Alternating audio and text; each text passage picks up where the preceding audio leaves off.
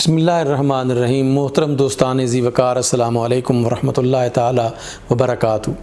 جب انسان پر اللہ سبحانہ و تعالی کرم نوازی فرماتا ہے تو اسے اپنی نعمتوں سے نوازتا ہے، اور بہت بے شمار نعمتیں ہیں اس کی، جس کے بارے میں اس نے ارشاد فرمایا ہے وَإِن تَعُدُّوا نِعْمَةَ اللَّهِ لَا تُحْصُوهَا۔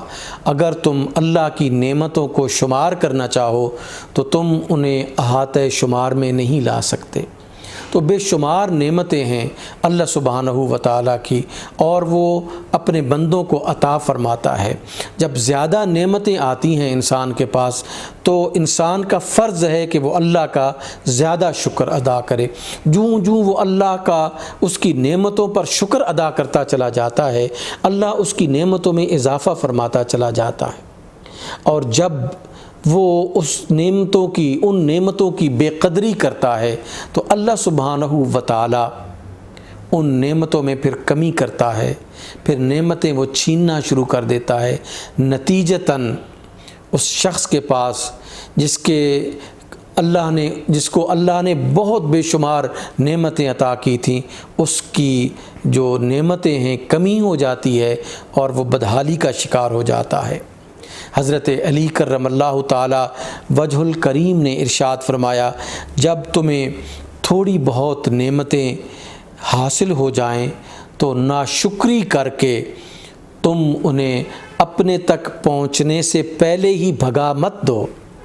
یعنی جب تمہیں یہ آثار نظر آئیں کہ اللہ تمہیں نعمتوں سے نوازنے والا ہے تو اس دوران تم اللہ کے قرب کے لیے اس کی عبادت کرو، اس کا شکر بجا لاؤ، اس کی ناشکری نہ کرو۔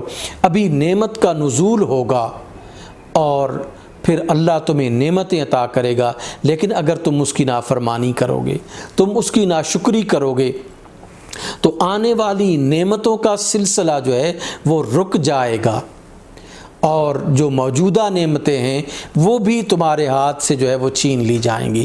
سو ضروری ہے حضرت علی کرم اللہ تعالی وجہ الکریم کے اس فرمان کی روشنی میں کہ جب اللہ نعمتیں عطا کر رہا ہوتا ہے تو پھر اس نعمت کے یا ان نعمتوں کے دروازوں کو اللہ کی ناشکری کر کے ہمیں بند نہیں کرنا چاہیے۔